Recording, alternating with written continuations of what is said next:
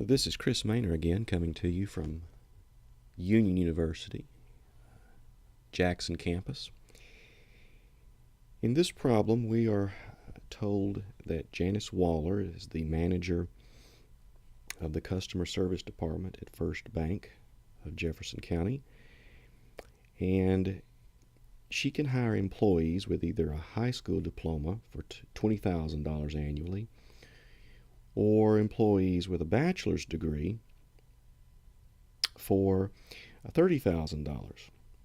She wants to maximize the number of customers served given a fixed payroll. The following table shows how the total number of customers served varies with the number of employees. So, for example, if we hire, say, 4 high school diploma employees, 4 of them, then they will serve 370 customers. If Ms. Waller has a payroll of $160,000, how should she allocate this budget in order to maximize the number of customers served? This problem falls under the category of what we sometimes call a constrained optimization problem. You'll see that term in your textbook, constrained optimization. And the reason is for one thing, compared to some of the previous problems that we've looked at, this problem involves 2 decision variables. We've got employees with a high school diploma and employees with a bachelor's degree. So there are 2 decision variables. But more important, what really makes this a constrained optimization problem is the fact that we have a constraint. We have a payroll of $160,000. There's a budget, and this limits what Janice Waller can do. She can't just hire 20 employees with a bachelor's degree. She can't afford it. Her payroll limits what she can do. So what we would like to do is to determine how many of each type of employee, those with high school degrees, those with college degrees, how many should we hire in order to maximize the total number of customers served. Well, to do that, we first remember that we make decisions at the margin. So for each type of employee, the first thing I want to do is to calculate a marginal benefit. The marginal benefit of the first high school employee is $120. That's, of course, if we're assuming that with 0 employees there would be 0 customers served.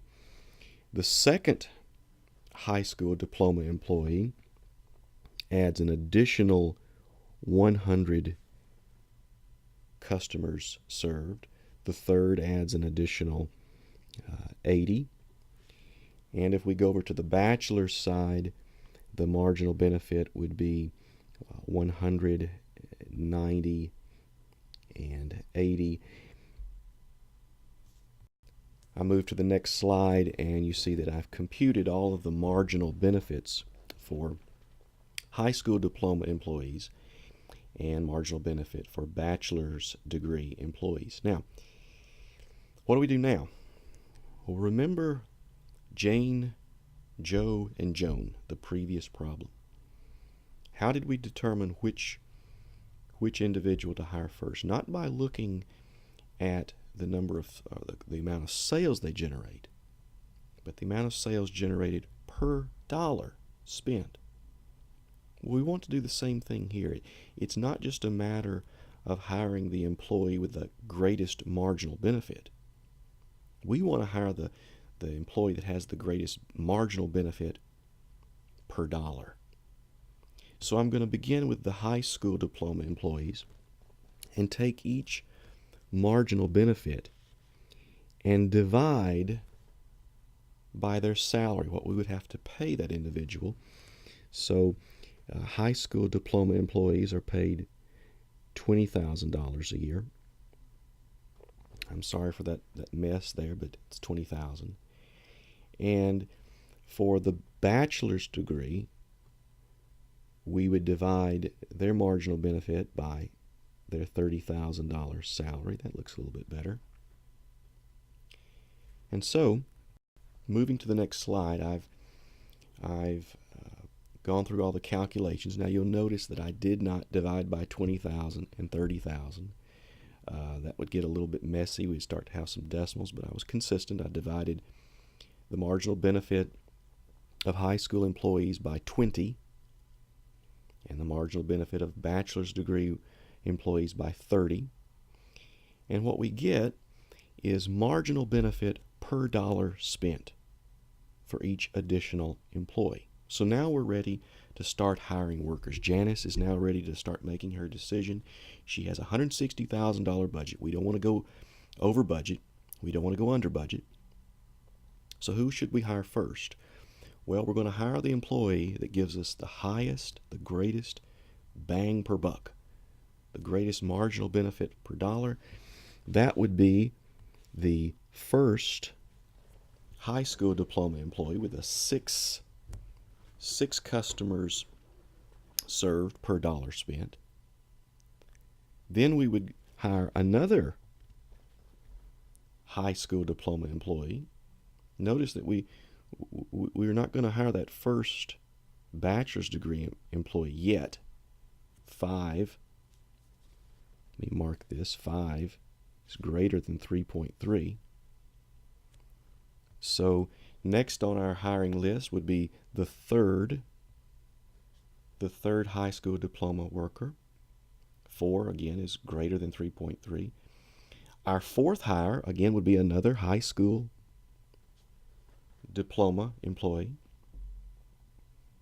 Now we compare the fifth high school employee with the first bachelor's degree employee. What should we do?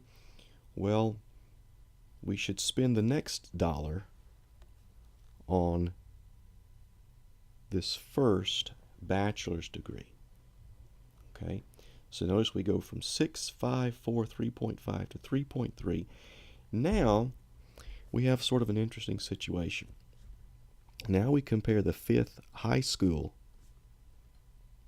employee with the second bachelor's degree employee. They have an equal employees served per dollar spent. So what do? Well, we flip a coin. Maybe we hire the second bachelor's degree and then turn around and hire the fifth high school employee. But notice now, we're at 5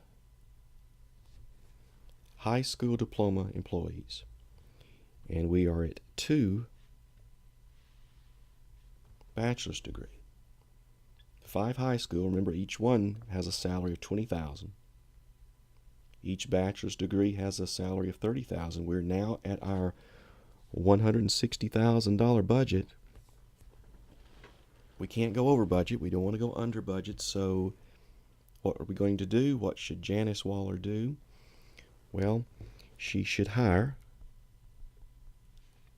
5 high school diploma employees and 2 bachelor, we say they have a BA degree, and that will satisfy our budget and maximize the number of customers served. Now notice something.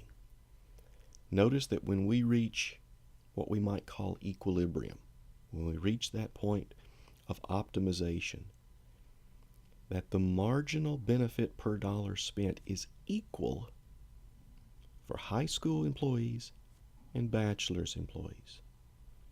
Well, that leads us to a very important principle. We've already seen the profit maximization rule. Well, here's what I call the equimarginal principle. This applies to those constrained optimization problems where there's more than one decision variable and there's a constraint, a budget, a limit imposed on the decision maker.